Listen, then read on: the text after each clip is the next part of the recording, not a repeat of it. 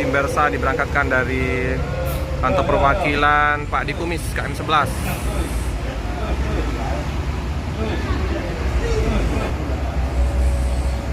Oke.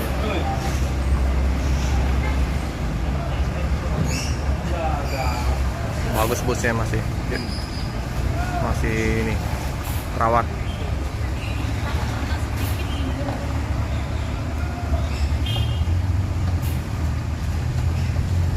Oke, hati-hati di jalan, semoga selamat sampai di tujuan.